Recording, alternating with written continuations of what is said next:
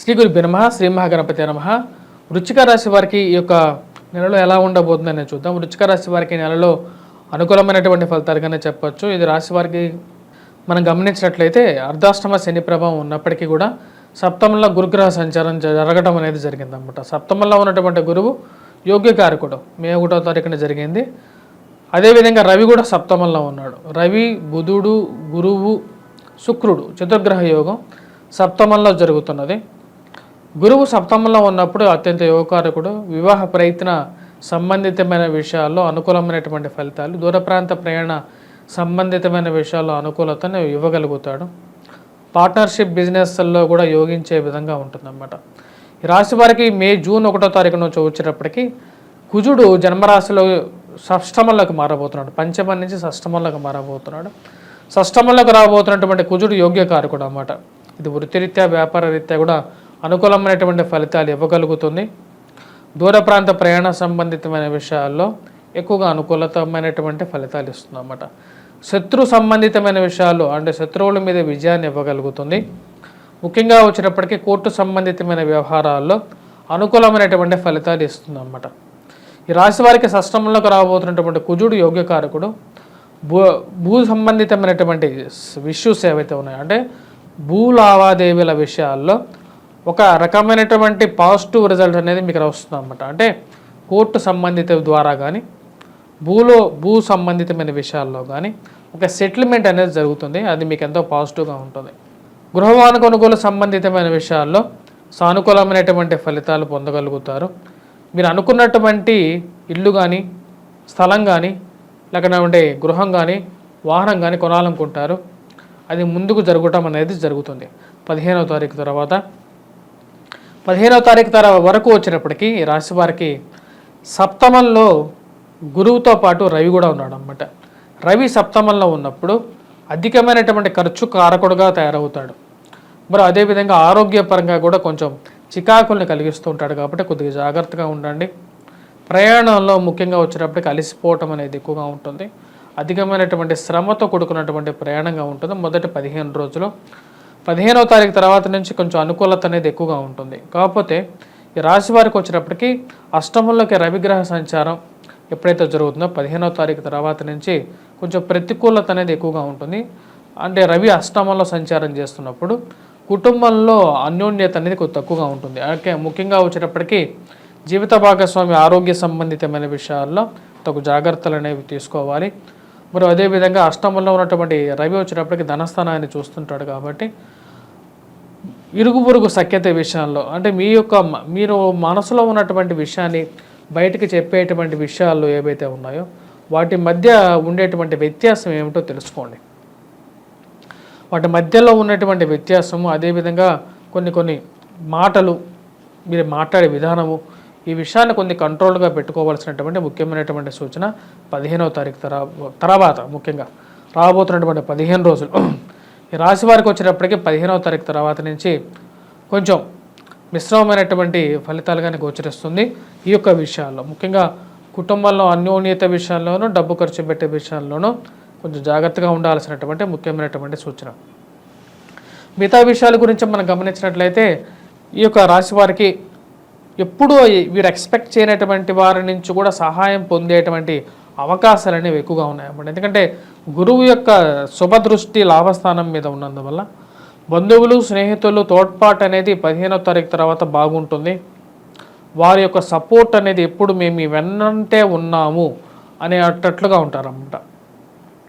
అది మీ మానసిక ఆనందానికి ఒక మంచి ఆనందంగా అనిపిస్తుంది అన్నమాట. ఫైనాన్షియల్గా కూడా ఒక మెట్టు ఎదగలుగుతాను అని చెప్పి నమ్మకంగా ఉంటారు. బిజినెస్ రిలేటెడ్ ఇష్యూస్ అనేవి బాగా కలిసి వచ్చే విధంగా ఉంటుంది.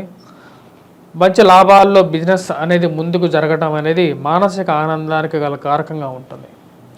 శని యొక్క ప్రభావ రీత్యా ఈ రాశి వారికి వచ్చినప్పటికీ ముఖ్యంగా సెల్ఫ్ డ్రైవింగ్ విషయంలో చాలా జాగ్రత్తగా ఉండాలి.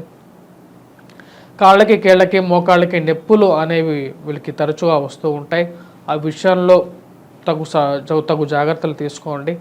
ఇంట్లో పాత ఇనుముని ఎప్పుడు ఉంచుకోవద్దు, దాన్ని దానం చేయండి. వెంకటేశ్వర స్వామి దేవాలయం ఎక్కడైనా నిర్మాణంలో ఉంటే మటుకు ఆ దేవాలయానికి పాత ఇనుము కొని ఇవ్వండి.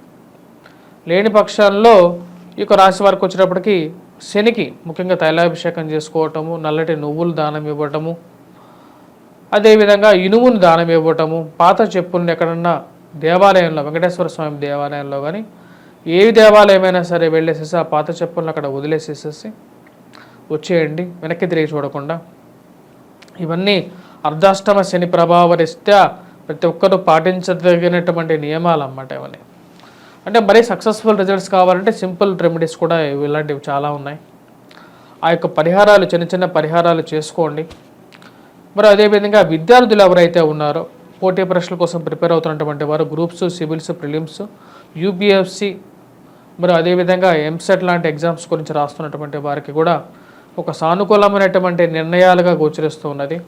కుజుడు అత్యంత యోగకారకమైనటువంటి స్థానంలోకి వచ్చాడు.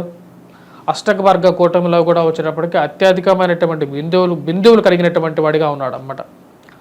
తద్వారా వచ్చేటప్పటికి ఈ రాశి వారికి అనుకూలమైనటువంటి ఫలితాలుగా చెప్పచ్చు. పేరు ప్రఖ్యాతులు రావడం అనేది జరుగుతుంది. సంఘంలో గౌరవము, గుర్తింపు పొందడం అనేది జరుగుతుంది.